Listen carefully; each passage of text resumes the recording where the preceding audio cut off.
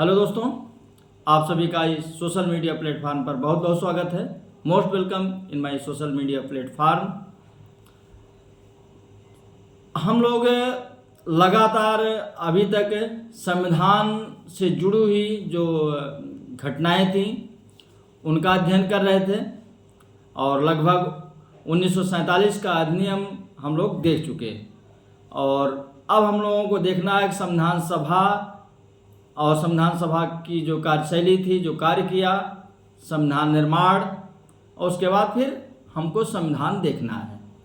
तो इसको थोड़ा सा अभी हम डिले करते हैं। कुछ तथ्य हमारे पास हैं, पहले उन पे चर्चा हो जाएगी और जून 2026 में टीजीटी का एग्ज़ाम होना है, तो उससे संबंधित जो पुरानी बुकलेट्स हैं उनको मैं एक बार आपके सामने रखूँगा, उनसे रिलेटेड क्वेश्चंस को डिफाइन करूँगा और फिर आगे सिस्टम से चलता रहेगा। तो आज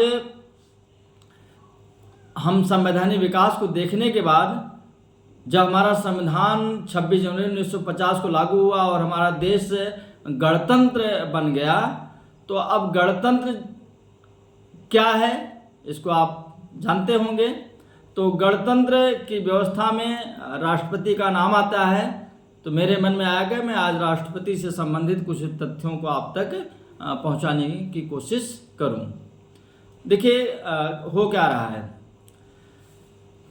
26 जनवरी 1950 को हमारा संविधान लागू हो रहा है, देश हमारा गणतंत्र बन रहा है और उसके 2 दिन पहले ही डॉक्टर राजेंद्र प्रसाद जी हमारे देश के राष्ट्रपति पद को सुशोभित कर रहे हैं। क्यों कर रहे हैं 2 दिन पहले? क्योंकि हमारी जो संविधान सभा गठित हुई थी उसमें बताया गया था, उल्लेख किया गया था कि जो हमारी संविधान सभा हो उसका अंतिम कार्य होगा कि देश के लिए एक अंतरिम राष्ट्रपति को निर्वाचित करेगी। और जब निर्वाचन की बात आई तो जो अंतरिम सरकार थी या जो संविधान सभा थी वहाँ पर थोड़ी मतभेद की स्थिति थी। देखिए व्यवहारिक रूप में जो अंतरिम सरकार है, जो वहाँ मंत्रिपरिषद में लोग कार्य कर रहे हैं, व्यवहारिक रूप से सारा कार्य वही लोग कर रहे थे। तो वहाँ पर सरदार वल्लभ भाई पटेल और पंडित जवाहरलाल नेहरू के बीच थोड़ा सा अंतर विरोध था इस बात को लेकर के किसको बनाया जाए। पंडित जवाहरलाल नेहरू की इच्छा थी कि सी राजगोपालाचारी जी जो उस समय गवर्नर जनरल थे, उनका ये कहना था कि उन्होंने बहुत ख्याति प्राप्त की है गवर्नर जनरल के रूप में, इसलिए उनको देश का राष्ट्रपति भी नियुक्त किया जाना चाहिए। जैसे अभी तक वो देश के प्रमुख थे, अब संवैधानिक प्रमुख बन जाएंगे, तो इसमें कोई बुराई नहीं होगी। लेकिन सरदार वल्लभ भाई पटेल और कुछ उनके साथी इनसे सहमत नहीं थे और वे बिहार से आने वाले जुझारू नेता, उस समय के खाद्य एवं कृषि मंत्री, दोनों अंतरिम सरकारों में खाद्य एवं कृषि मंत्री का कार्यभार देख रहे डॉक्टर राजेंद्र प्रसाद को देश का राष्ट्रपति बनाने के लिए इच्छुक थे।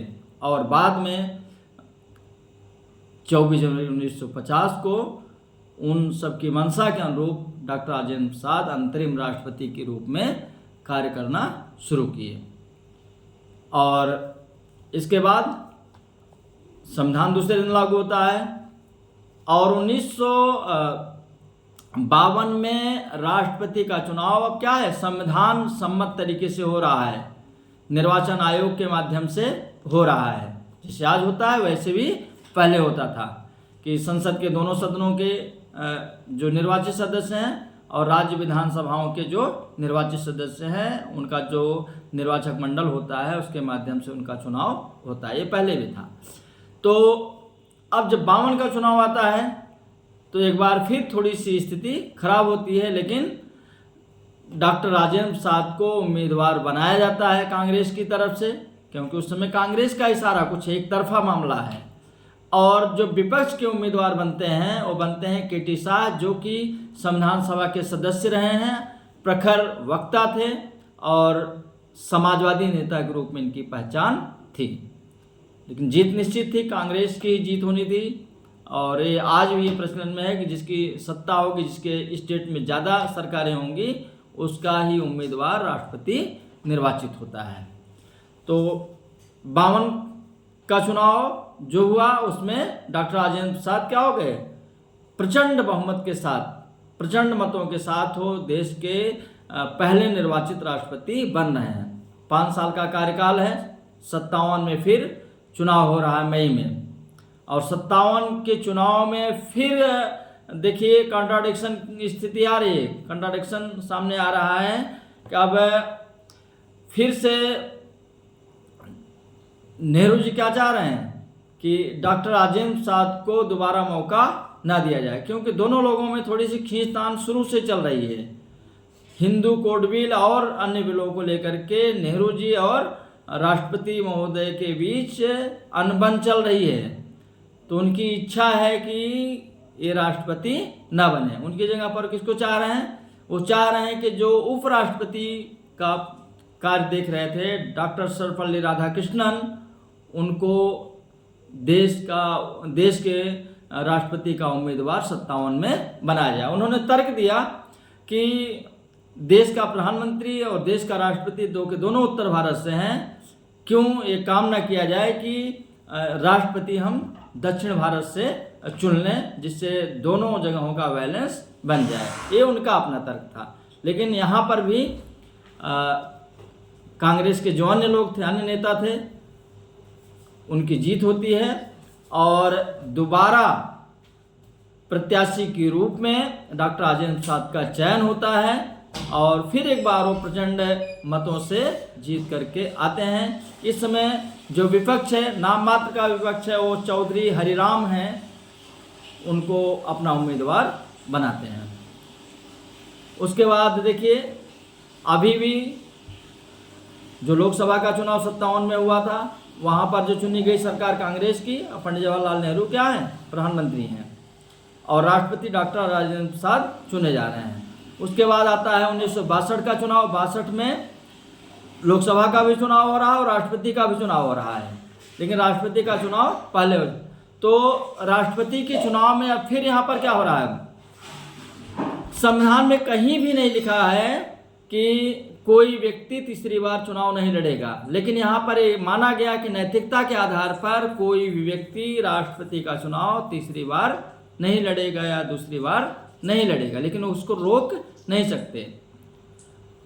पहले भी बताया जा रहा है कि नेहरू जी और राजेंद्र प्रसाद जी में तालमेल का अभाव है, और 62 के चुनाव में नैतिकता के आधार पर इतना दबाव बनाया जाता है कि डॉक्टर राजेंद्र प्रसाद उम्मीदवार नहीं बनते हैं, और जो उपराष्ट्रपति हैं डॉक्टर सर्वपल्ली राधाकृष्णन, अब उनको उम्मीदवार बनाया जा रहा है और देश के राष्ट्रपति वो भी प्रचंड मतों से जीत करके बन रहे हैं।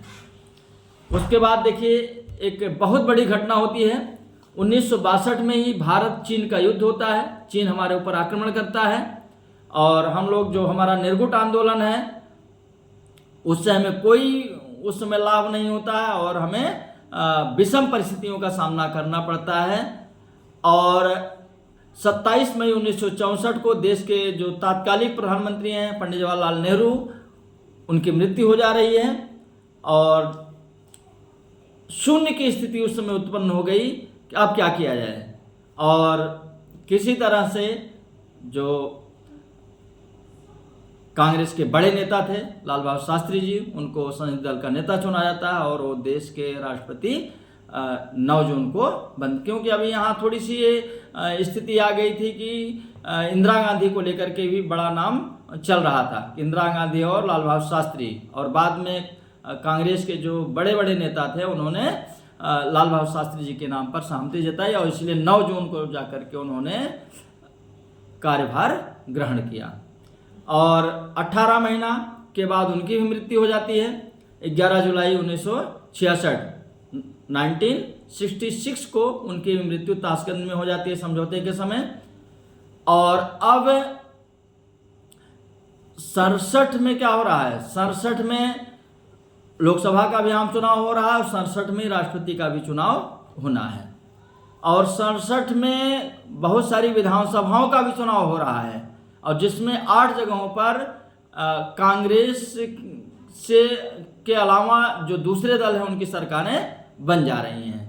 तो ये क्या हुआ, जो मोनोपोली थी कांग्रेस की वो टूट गई, और 67 में चुनाव, और इंदिरा गांधी जो इस समय प्रधानमंत्री तो बन गई, लेकिन इनके जो साथ के बहुत सारे नेता हैं इनके विरोध में जा रहे हैं। इनकी जो चाहे उम्र या जूनियरिटी का मामला या और सारी चीज़ें हों, तालमेल कांग्रेस के नेताओं से इनका नहीं बैठ रहा है। और 67 में कांग्रेस के अध्यक्ष के कामराज जी हैं और प्रधानमंत्री इंदिरा गांधी जी हैं, और चुनाव आ जाता है। चुनाव आने के बाद अब कांग्रेस के पास जो पहले प्रचंड बहुमत हुआ करता था हर जगह पर, वो कम हो गया है। लोकसभा में भी सीटें कम हैं, राज्यसभा में भी सीटें कम हैं। तो दोनों लोगों के ऊपर छोड़ दिया जाता है कि इंदिरा गांधी जी और के कामराज जी राष्ट्रपति पद के उम्मीदवार का चयन करेंगे। सारा दारोमदार उनके ऊपर छोड़ दिया जाता है। और के कामराज जी की इच्छा है कि डॉक्टर सर्वपल्ली राधाकृष्णन बहुत अनुभवी हैं, उनको दोबारा मौका दिया जाए। लेकिन इंदिरा गांधी बहुत अनुभवी नेता, अपने से बहुत सीनियर नेता को पसंद नहीं कर रही हैं, और इसीलिए उन्होंने डॉक्टर जाकिर हुसैन का नाम सुझाया। वो प्रधानमंत्री थी, और उनके अनुसार ही क्या हुआ, जो उम्मीदवार था उसका चयन किया गया, और डॉक्टर जाकिर हुसैन पहले अल्पसंख्यक राष्ट्रपति उम्मीदवार बनते हैं, और वो मात्र 12 से 13% मत के अंतर से जीत करके आते हैं, और भारत के राष्ट्रपति वो पहले राष्ट्रपति बनते हैं। और दुर्भाग्य था कि 2 वर्ष तक लगभग कार्यकाल के बाद उनकी मृत्यु हो जाती है। तो इतनी चीज़ें, इतनी घटनाएं आ रही हैं। और जो सबसे महत्वपूर्ण घटना होगी 1969 का जो चुनाव होगा, इसी बीच कांग्रेस का विभाजन होगा, और जो राष्ट्रपति की मृत्यु हो चुकी है, जो उपराष्ट्रपति हैं वो कार्यवाहक राष्ट्रपति के रूप में कार्य कर रहे हैं, वो भी रिजाइन करते हैं, और उसके बाद चुनाव है। ऐसे में एम हिदायत उल्लाह, जो कि सर्वोच्च न्यायालय के चीफ जस्टिस हैं, सुप्रीम कोर्ट के चीफ जस्टिस हैं, वो भी क्या है, एक्टिंग प्रेसिडेंट के रूप में कार्य कर रहे हैं। बड़ा यहाँ पर ड्रामाबाजी होती है, एकदम राजनीतिक जो पॉलिटिकल ड्रामा देखने को मिलता है। तो बस आज इतना ही, और इस सीरीज में हम कल की क्लास में आगे बढ़ेंगे, और इस हिसाब से हम जो राष्ट्रपति द्रौपदी मुर्मू तक आपको सारी कहानी बताएंगे, और सारे लोगों के नाम, सारी घटनाएं आपको याद आ जाएंगी। Thank you.